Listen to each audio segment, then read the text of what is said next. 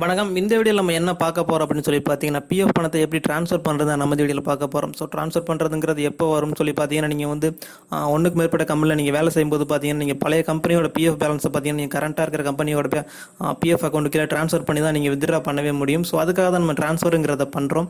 So இது பண்ணுறதுக்கு பார்த்தீங்கன்னா, நீங்கள் வந்து மெம்பர் லாகின் சைட்டுக்குள்ள நீங்கள் போயிடணும். ஸோ இபிஎஃபோட மெம்பர் சைட் பார்த்தீங்கன்னா இந்த மாதிரி தான் இருக்கும்.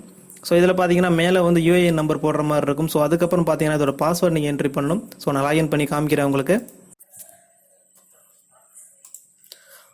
ஓகே, இப்போ பார்த்தீங்க அப்படின்னா நம்ம வந்து சைட்டுக்குள்ளே லாகின் பண்ணியாச்சு. ஸோ லாகின் பண்ணதுக்கப்புறம் உங்களுக்கு பார்த்தீங்கன்னா இப்படி தான் இருக்கும். ஸோ இதில் பார்த்தீங்க அப்படின்னா உங்களோட ஹிஸ்ட்ரி நீங்கள் பார்த்துக்கணும் ஃபஸ்ட்டு. ஸோ இதில் பார்த்தீங்கன்னா வியூவில் போங்க. வியூவில் போனீங்க அப்படின்னா சர்வீஸ் ஹிஸ்ட்ரின்னு சொல்லிட்டு ஒன்று இருக்கும்.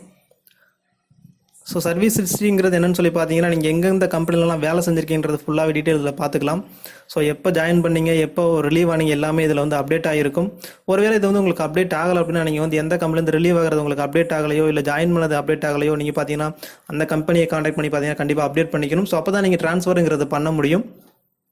ஸோ அதில் பார்த்தீங்கன்னா மெம்பர் ஐடின்னு சொல்லிட்டு இருக்கும். ஸோ ஒவ்வொரு கம்பெனிக்குமே தனித்தனி மெம்பர் ஐடி வந்து இருக்கும் உங்களுக்கு.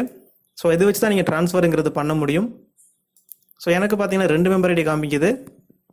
ஸோ ரெண்டையும் ஃபஸ்ட் நீங்கள் வந்து காப்பி பண்ணி தனியாக நோட் பேடில் போட்டு வச்சுக்கோங்க. இதில் போயிட்டு நீங்கள் வந்து ஆன்லைன் சர்வீசஸ் போங்க.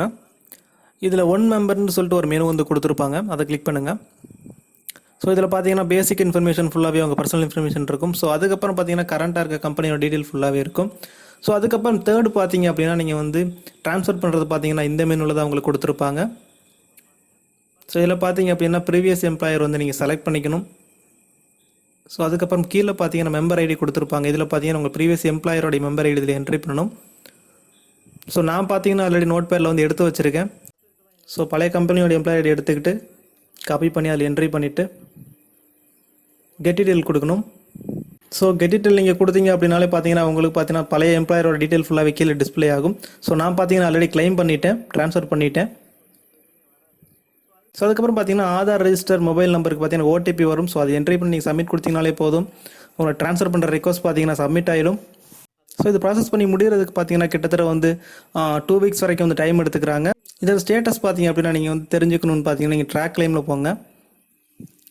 இதில் பார்த்தீங்கன்னா கீழே போனீங்க அப்படின்னா தெரியும். ஸோ நீங்கள் வந்து சப்மிட் பண்ண உடனே பார்த்தீங்கன்னா இங்கே வந்து ஒரு ரெக்கார்டு ஒன்று கிரியேட் ஆகிடும். ஸோ எந்த மெம்பர் ஐடிலேருந்து எந்த மெம்பர் ஐடிக்கு ட்ரான்ஸ்ஃபர் பண்ணுறீங்கன்றதை கொடுத்துருப்பாங்க. ஸோ அதுக்கப்புறம் கிளைம் ஸ்டேட்டஸ் கொடுத்துருப்பாங்க. ஸோ கிளைம் ஸ்டேட்டஸில் பார்த்தீங்கன்னா அக்செப்டட் பை ஃபீல்ட் ஆஃபீஸ்னு சொல்லி கொடுத்துருக்காங்க. ஸோ இந்த மாதிரி கொடுத்துருந்தாங்க அப்படின்னா நீங்கள் கொடுத்த ட்ரான்ஸ்ஃபர் பண்ணுறதுக்கான ரெக்வஸ்ட் பார்த்தீங்கன்னா சக்ஸஸ்ஃபுல்லாக பண்ணி முடிச்சிட்டாங்கன்னு அர்த்தம். ஸோ நீங்கள் பார்த்தீங்கன்னா இப்போ கரண்ட் எம்ப்ளாயரோட அந்த பாஸ்புக் வந்து செக் பண்ணி பார்த்தீங்கன்னா தெரியும். பேலன்ஸ் பார்த்தீங்கன்னா உங்களுக்கு வந்து ஆட் ஆகி காமிக்கும். ஸோ கண்டிப்பாக இந்த வீடியோ வந்து எல்லாத்துக்குமே ஒரு யூஸ்ஃபுல்லான வீடியோவாக தான் இருக்கும். ஸோ ஃப்ரெண்ட்ஸுக்கும் மறக்காமல் ஷேர் பண்ணுங்கள். அந்த வீடியோ பிடிச்சிட்டு ஒரு லைக் பண்ணுங்கள். மறக்காமல் நம்ம சேனலை சப்ஸ்கிரைப் பண்ணுங்கள்.